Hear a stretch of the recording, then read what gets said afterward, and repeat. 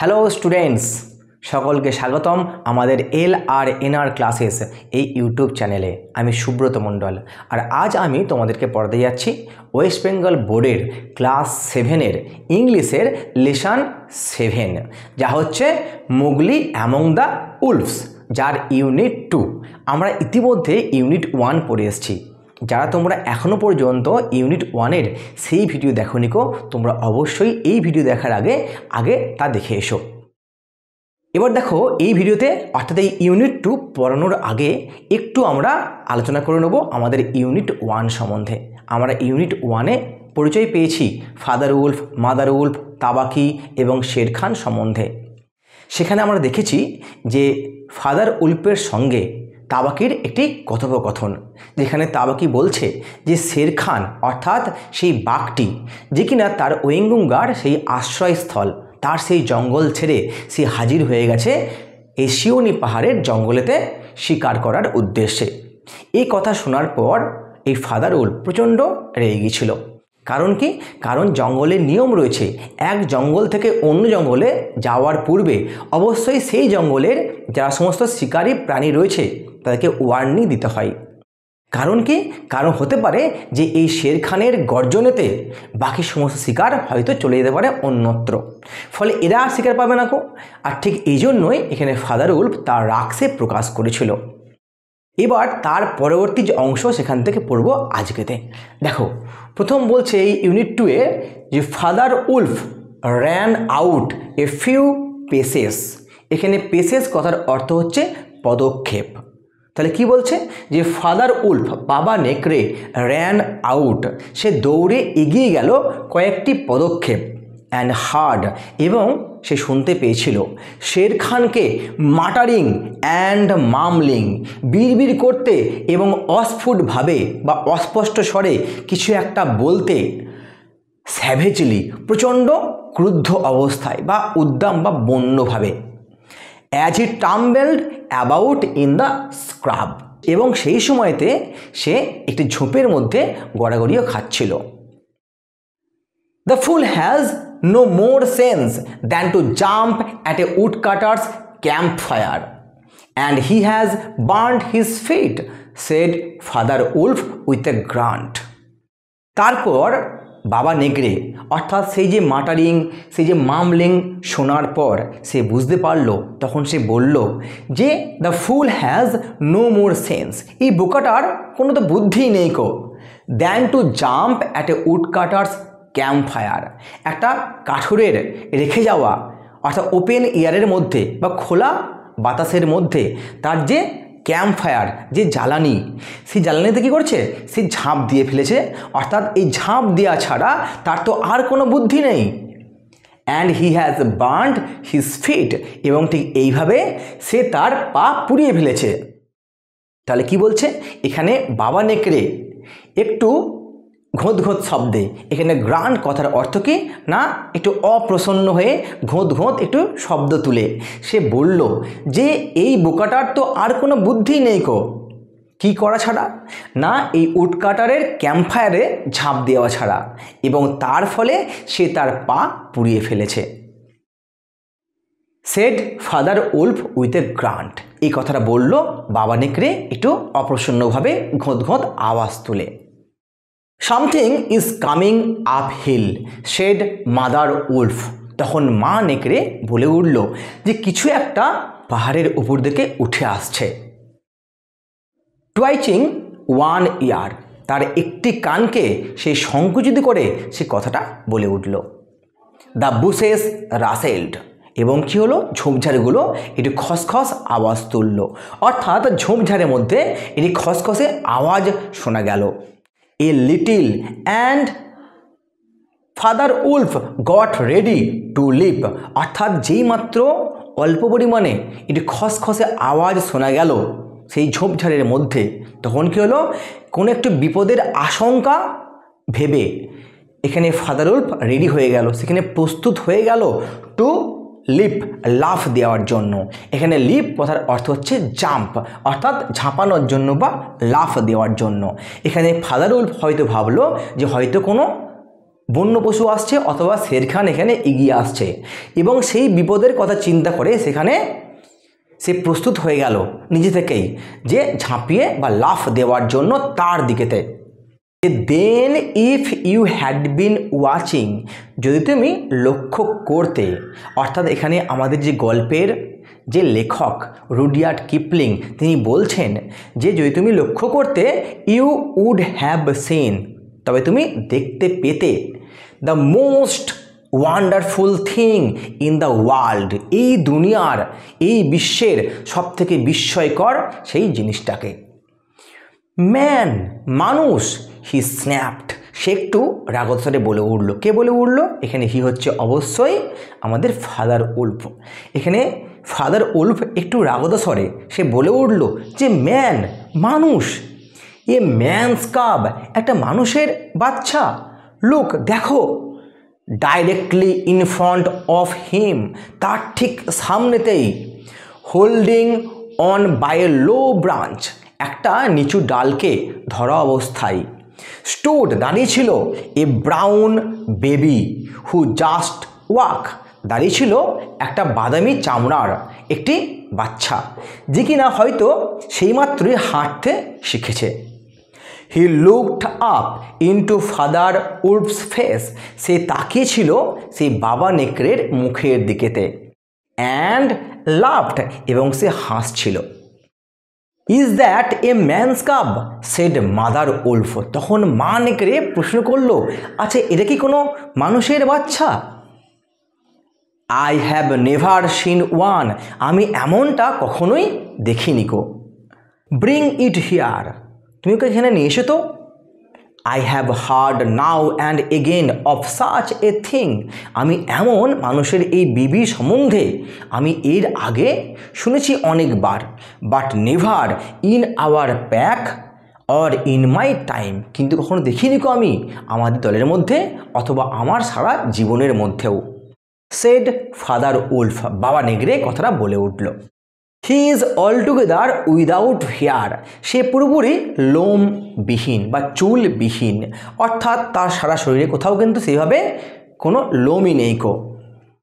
The moonlight was blocked, এবার পরবর্তী যে সিন সেখানে শিফট হচ্ছে আমাদের পড়াটা। কি বলছে? দ্য মুনলাইট ওয়াজ ব্লকড, অর্থাৎ চাঁদের আলো ব্লকড, বাধাপ্রাপ্ত হয়েছিল। তাহলে যে চাঁদের আলো এতক্ষণ ধরে কিরণ দিচ্ছিল সেই গুহার মুখটাতে, সেই চাঁদের আলো এখন বাধাপ্রাপ্ত হলো। কোন কারণে? সেটাই পড়ব আমরা। Out of the mouth of the cave, তাহলে সেই গুহার মুখেতে, ফর, কারণ কি না, শের খানস গ্রেট স্কোয়ার হেড, শের খানের সেই বিশাল চৌকো আকৃতি সেই মাথাটা, অ্যান্ড শোল্ডার্স, এবং তার বিশাল সেই কাঁধগুলোই, ওয়ার থ্রাস্ট, চেষ্টা করছে জোর করে প্রবেশ করতে। এখানে থ্রাস্ট কথার অর্থ হচ্ছে যে বলপূর্বক প্রবেশের চেষ্টা করছে। ইনটু দ্য এন্ট্রান্স, সেই প্রবেশ দ্বার দিয়ে, অর্থাৎ যেহেতু এখানে শের খান চলে এসছে এবং শের খান এখানে এসছে সেই বাচ্চাটির খোঁজেতে, তাই সেই গুহার মধ্যে সে তার বিশাল চৌকো মাথা এবং তার কাঁধ সে ঢুকিয়ে দিয়েছে, সেখানে প্রবেশ করিয়ে দিয়েছে এবং সে চেষ্টা করছে সেই গুহার মধ্যে প্রবেশ করতে, কিন্তু সেটা আটকে গেছে। What does Shere Khan need, said father wolf, তখন বাবা নেকড়ে বলে উঠল যে শের খানের এখানে কি চাই? A man's cub went this way, একটি মানুষের একটি শিশু শাবক এই পথ দিয়ে কিন্তু গেছে। It's parents have run of, এবং তার যে বাবা মা তারা দৌড় এখান থেকে পালিয়ে গিয়েছে। ডিম্যান্ডেড শের খান, তখন শের খান তার চাহিদা প্রকাশ করলো, অর্থাৎ সে এখানে বলতে চাইলো যে নিশ্চয়ই এই মানুষের শাবকটি এখানে এসেছে, যেটা তোমরা হয়তো কবজা করেছো, সেই বাচ্চাটিকে আমার চাই। সেখানে তার চাহিদা এইভাবে প্রকাশ করলো। এবার আমরা চলে আসি আমাদের পরবর্তী অংশেতে। আমরা দেখলাম যে যখন শের খান সেখানে ডিম্যান্ড করলো সে মানুষের শাবকটিকে পাওয়ার জন্য, তখন দেখো কি বলছে। The wolves are free people, said father wolf, তখন ফাদার উলফ অর্থাৎ বাবা নেকড়ে বলল যে এই উলফসরা অর্থাৎ নেকড়েরা হচ্ছে মুক্ত প্রাণী। এখানে পিপল মানে অবশ্যই কিন্তু আমরা মানুষজন বলবো না, আমরা বলবো যে প্রাণী। তাহলে কি বললো না, ফাদার উলফ বলল যে উলফসরা অর্থাৎ নেকড়েরা হচ্ছে মুক্ত প্রাণী। They take orders from the head of the pack, তারা একমাত্র আদেশ নেয় তাদের দলের দলনেতার কাছ থেকে। And not any from striped animal, এবং কোনোভাবেই তারা কোনো স্ট্রাইপড অর্থাৎ ডোরাকাটা কোনো প্রাণীর কাছ থেকে কোনোরূপ তারা আদেশ গ্রহণ করে না কো। The man's cub is ours, তখন সে ঘোষণা করলো যে এই মানুষের যে শাবকটি এটি এখন আমাদের হয়ে রয়েছে। The tiger's roar fill the cave with thunder, এই কথা শোনার পর তখন সেই শের খান সে গর্জন করলো এবং তার গর্জনে এই সমগ্র কেভটা অর্থাৎ সেই গুহাটা কি হলো না বজ্রপাতের মতো আওয়াজ সেখানে হয়ে উঠল। মাদার উলফ মা নেকড়ে শুক herself clear of the cubs and sprang forward, এবং তার সেই গর্জন শুনে তখন মা নেকড়ে কী করলো না সে নিজেকে ছাড়িয়ে নিল তার বাচ্চাদের কাছ থেকে এবং সে লাফিয়ে সে সামনে দিকে এগিয়ে এলো।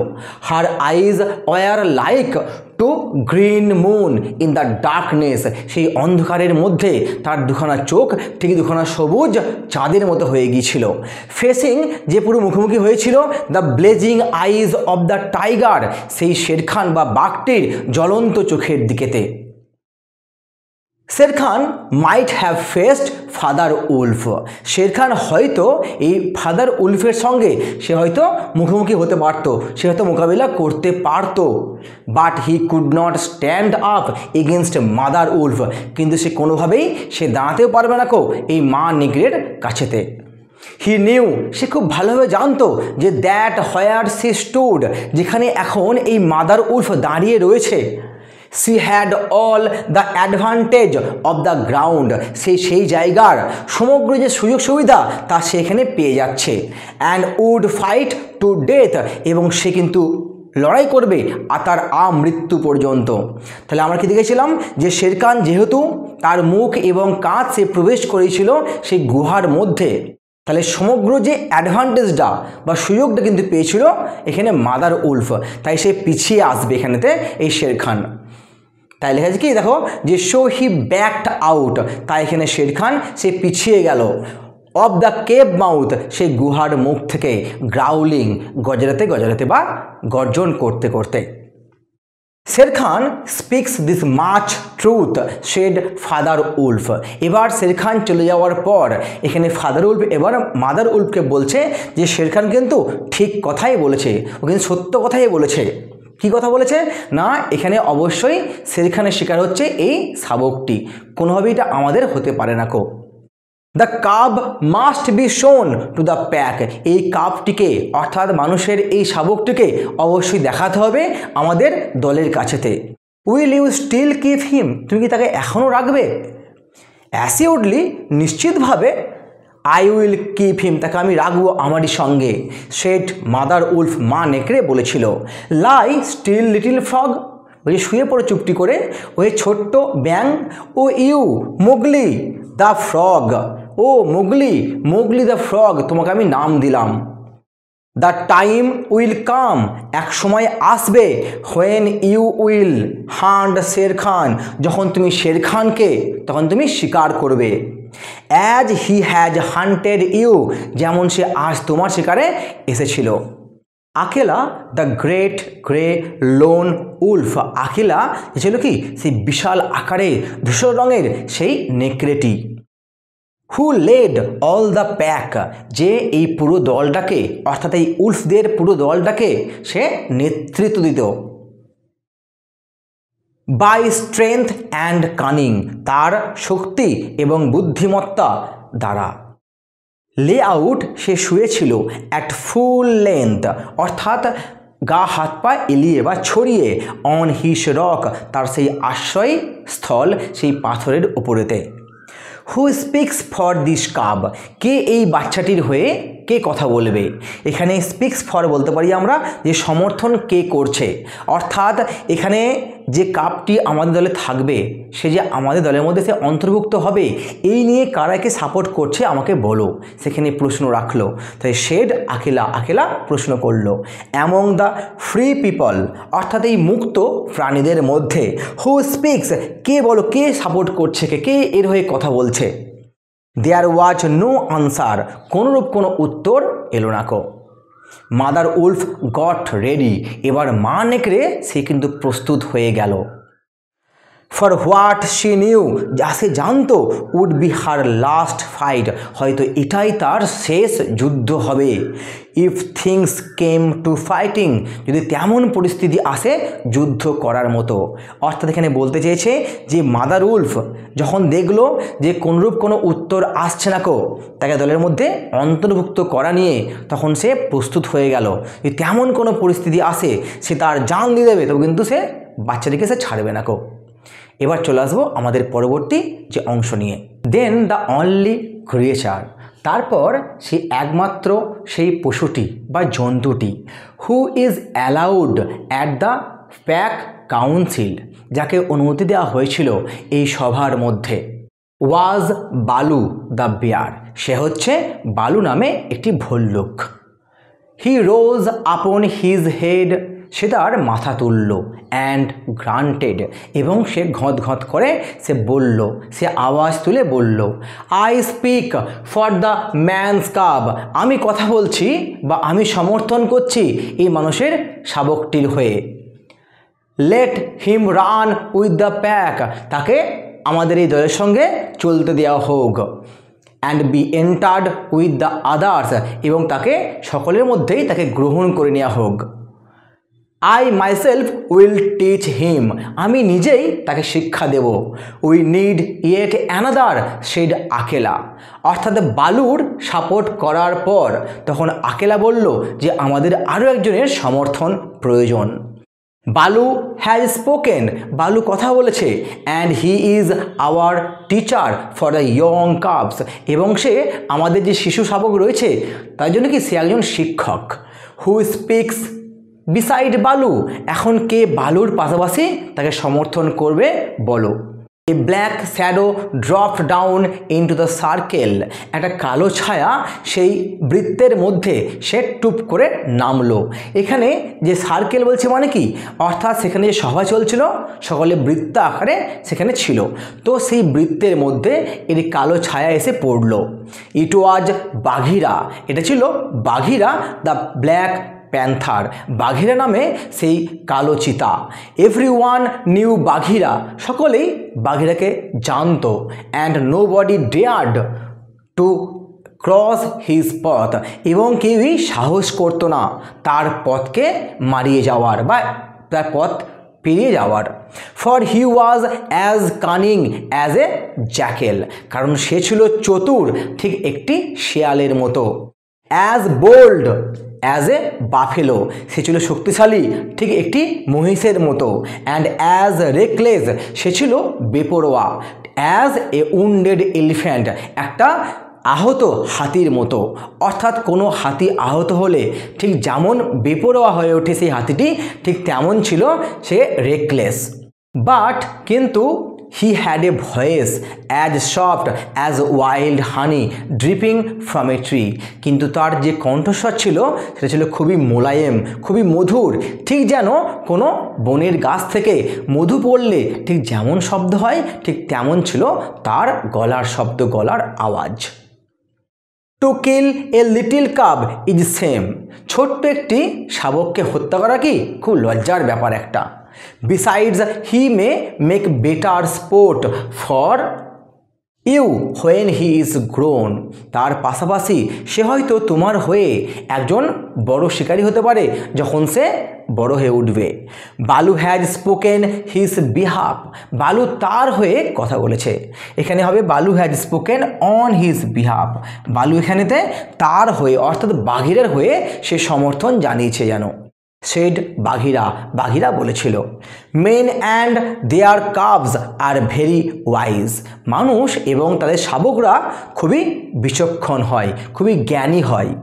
হি may be a help in time said Akela, সেই শাবকটি হয়তো যথাসময়তে সে খুব উপকারে লাগতে পারে, আকেলা বলেছিল।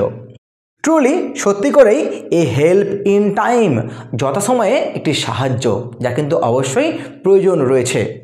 For none can hope to lead the pack for ever shed বাঘিরা, তখন বাঘিরা বলল যে সত্যি করে এটি প্রয়োজনের সাহায্য, অবশ্যই অনেক প্রয়োজন রয়েছে। কারণ কি? কারণ কেউই আশা করে না যে একটি দলকে সে চিরকাল সে নেতৃত্ব দেবে। টেক হিম অ্যাওয়ে, তাকে এখান থেকে নিয়ে যাও। আকেলা সেড, আকেলা বলেছিল টু ফাদার উলফ, বাবা নেকড়েকে। অ্যান্ড ট্রেন হিম, তাকে তোমরা প্রশিক্ষণ দাও।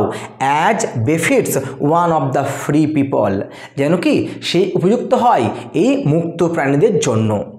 And that is how Mowgli was entered into the Seeonee wolf pack, আর ঠিক এইভাবেই মোগলি প্রবেশ করেছিল এই শিওনি পাহাড়ের এই উলফ প্যাকেতে, অর্থাৎ নেকড়ের দলের মধ্যে। তাহলে এই ছিল আমাদের ইউনিট 2। আমি আশা করব তোমরা বুঝতে পেরেছো। তাও যদি কোথাও কোনো ডাউট থাকে তোমরা অবশ্যই আমাকে কমেন্টে জানিও। এই ধরনের আরও অনেক ভিডিও পাওয়ার জন্য বা বিভিন্ন ক্লাসের চ্যাপ্টার ওয়াইজ এমসিকিউস নোটস পাওয়ার জন্য তোমরা অবশ্যই ভিজিট করো আমাদের ওয়েবসাইট lrnr.in। ধন্যবাদ সকলকে, দেখা হচ্ছে পরবর্তী ক্লাসেতে।